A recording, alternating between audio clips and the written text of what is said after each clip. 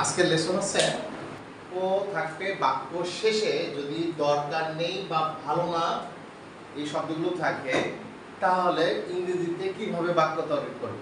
আমি আবার বলছি যে বাক্যের শেষে থাকতে দরকার নেই বা ভালো না, সেক্ষেত্রে আমরা ইট ইজ নো ইউজ বা it is no good, it is no use অথবা ইট ইজ নো গুড ব্যবহার করব।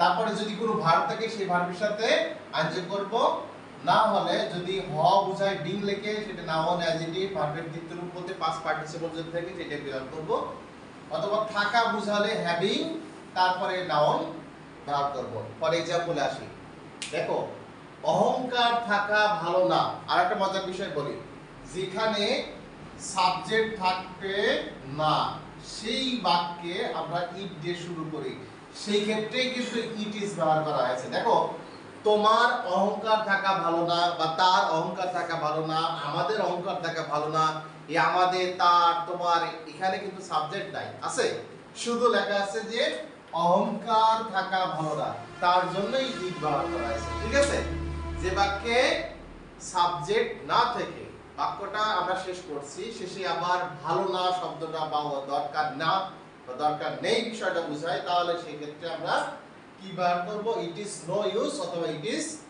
গুড।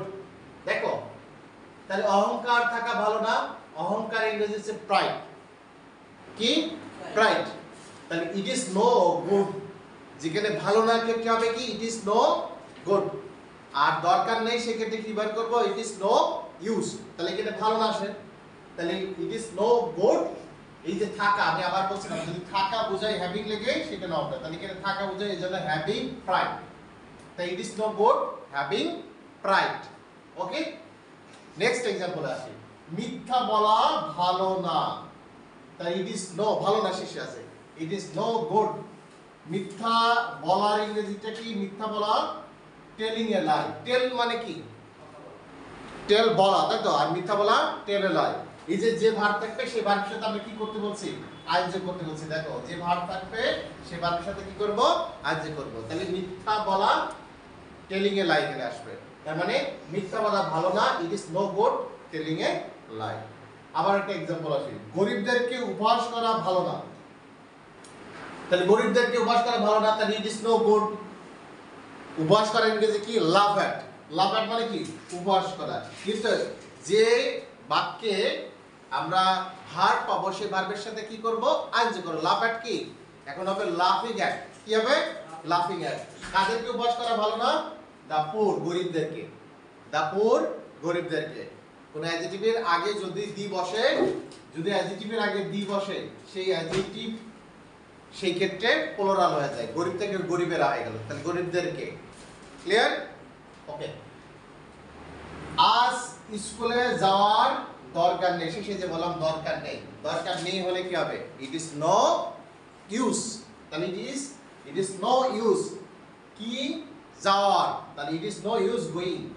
কোথায় যাওয়া দরকার নেই, টু স্কুল, কোথায় টু স্কুল, আজ এর ইংরেজি কি today, it is no use going to school today, আজ স্কুলে যাওয়ার দরকার নেই। ক্লিয়ার? নেক্সট एग्जांपल আসি, অসৎ উপায়ে ধনী হওয়া দরকার নেই। হ বোঝালে কি বোঝানো হয়েছে, হ যদি থেকে তাহলে বিং লেখে তারপর নাউন যেটা আসবে অথবা অ্যাডজেক্টিভ বা আছে পাস্ট পার্টিসিপল বা ভার্বের তৃতীয় রূপ যেটা বলে থাকি, হ বুঝাবে। তাহলে এখানে হ আছে, হ হলে কি হবে বিং, হ হলে কি হবে বিং। থাকা বুঝালে কি হবে, থাকা আছে হ্যাভিং। আর সরাসরি যদি কোনো ভার্ব থাকে তাহলে আমরা কি করব, ভার্বের সাথে আইএনজি, যেমন বলা, টেলিং। ক্লিয়ার? এই টেকনিক কিন্তু মনে রাখতে হবে। তাহলে অসৎ উপায়ে ধনী হওয়ার দরকার নেই, শেষে দরকার নেই, তাহলে কি হবে, it is no use being rich, ধনী কি রিচ, তাহলে বিং রিচ কি উপায়ে, in dishonest way, in dishonest way. Next example আসি, একজন খারাপ ছাত্র হওয়ার দরকার নেই, শেষে কিন্তু দরকার নেই, তাহলে it is no use being, এই যে হওয়ার ক্ষেত্রে it is no use being কি দরকার নেই, a bad student, a bad student, it is no use being a bad student. Clear? একজন খারাপ ছাত্র হওয়ার দরকার নেই। বুঝতে পারছো সবাই? Okay, thank you.